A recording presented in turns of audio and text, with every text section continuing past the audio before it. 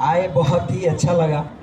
आनंदित है कि ऐसे ऐसे व्यक्ति जो शिक्षा से जुड़े हैं। सर ने कहा कि मैं शिक्षा से जुड़ा नहीं हूँ, मैं इस बात को नहीं मानता, क्योंकि सर से जब भी मुलाकात हुई बहुत संक्षिप्त ही सही, लेकिन जैसे सर का व्यवहार हम लोगों के प्रति रहा है, शिक्षकों के प्रति रहा है और विशेष रूप से शिक्षा के प्रति रहा है, वो कहीं से ये नहीं दर्शाता कि सर हम लोगों के बीच के नहीं हैं। और सर हमेशा हम लोगों को ऐसे ही इनकरेज करते रहें, यही तमन्ना है, यही आरजू है।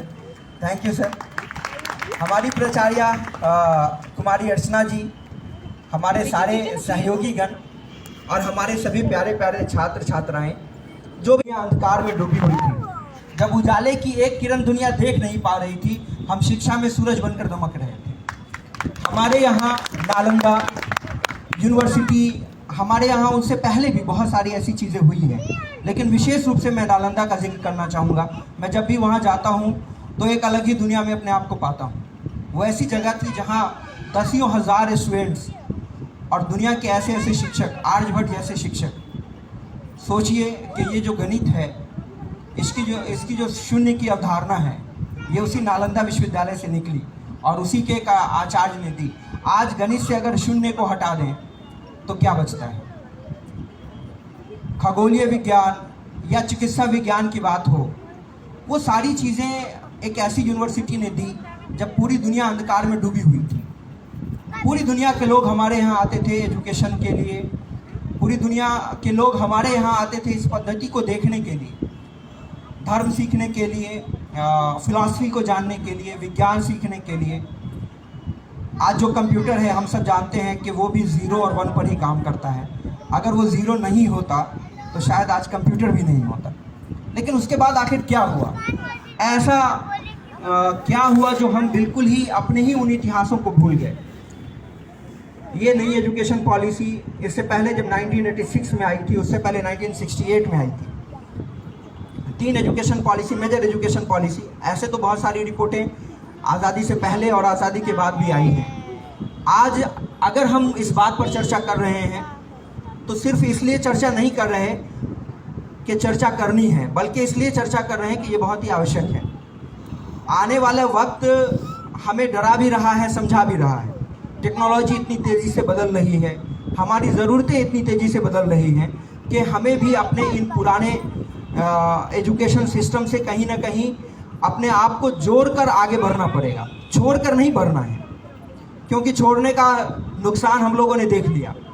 इतने सालों तक आज़ादी के बाद हम लोगों ने हर जगह के सिस्टम्स को अपनाया, पता नहीं कितने सारे एक्सपेरिमेंट किए और फिर वापस इस बात के ताक में लग गए कि हम अपनी जड़ों से कैसे जुड़ें।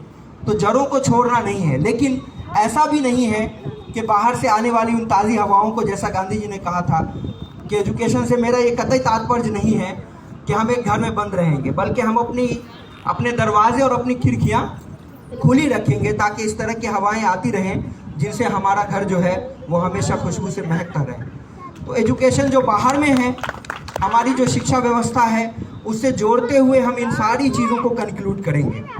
हमारे एक स्टूडेंट अभी कह रहे थे कि मैं टेक्नोलॉजी का इस्तेमाल नहीं करता। टेक्नोलॉजी का इस्तेमाल नहीं करना विकल्प अब नहीं है।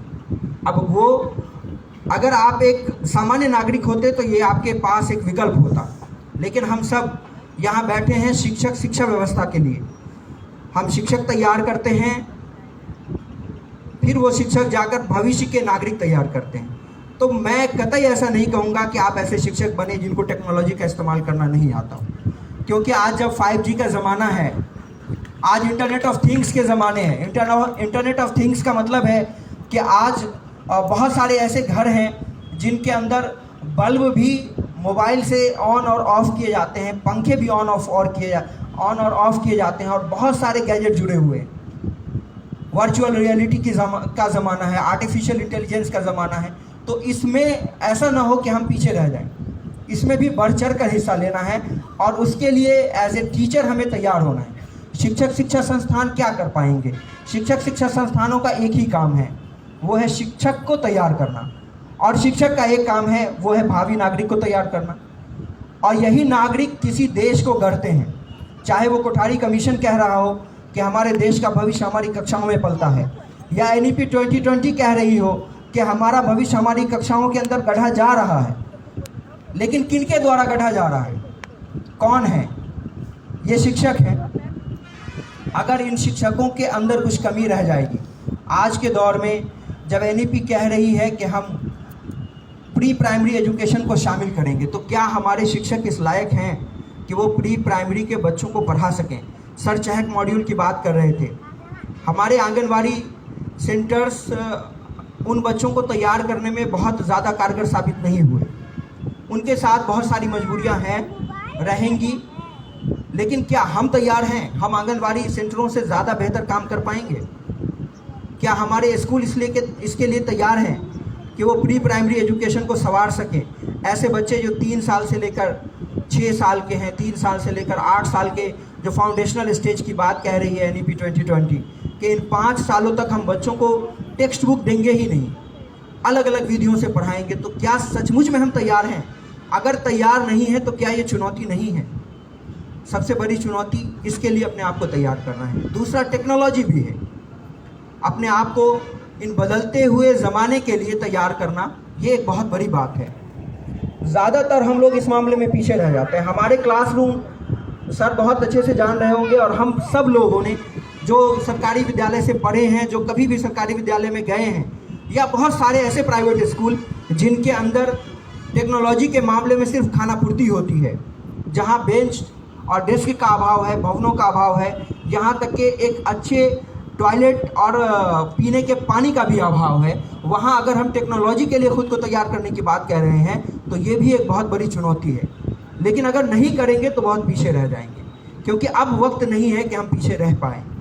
अगर विश्व गुरु बनना है तो विश्व गुरु की तरह व्यवहार भी करना होगा, और उसके लिए तैयार होने के लिए जिम्मेदारियां भी उतनी ही ज़्यादा होंगी। तो एनईपी 2020 मात्र एक दस्तावेज बनकर रह जाएगा। एनईपी 2020 हर उस पुराने डॉक्यूमेंट की तरह किसी कागज़ के कोने में दबा रह जाएगा, या हम लोगों के सहयोग से हम लोग एक नया भारत गढ़ने में तैयार हो पाएंगे, हम लोग एक नया भारत को गढ़ने के लिए अपने आप को तैयार कर पाएंगे। ये सबसे बड़ी चुनौती है, और इस चुनौतियों के लिए हमारे जितने सहयोगी गणों ने, हमारे जो गेस्ट आए, उन्होंने भी इस पर बहुत ही व्यापक ढंग से प्रकाश डाला कि कौन कौन सी चुनौतियां हैं, क्या कमी भी रह गई एनईपी 2020 में। इस पर भी बात की गई कि कुछ कमियां भी हैं, उनको भी दूर करना है, कुछ अच्छाइयां भी हैं, उन्हें अपने अंदर लाना है, उन्हें आगे बढ़ाने का काम करना है। लेकिन ये संकल्प करना है कि ये मात्र एक दस्तावेज बनकर ना रह जाए, बल्कि ये भारत के इतिहास में एक ऐसा डॉक्यूमेंट हो, एक ऐसी पॉलिसी हो जिस पर हम लोग पूरी तन्मयता से, पूरी ताकत से अमल करें, ताकि भारत को एक नई दिशा, एक नई दशा और एक नई उम्मीद दे सकें। इसी के साथ आप लोगों से विदा चाहूँगा। शुक्रिया।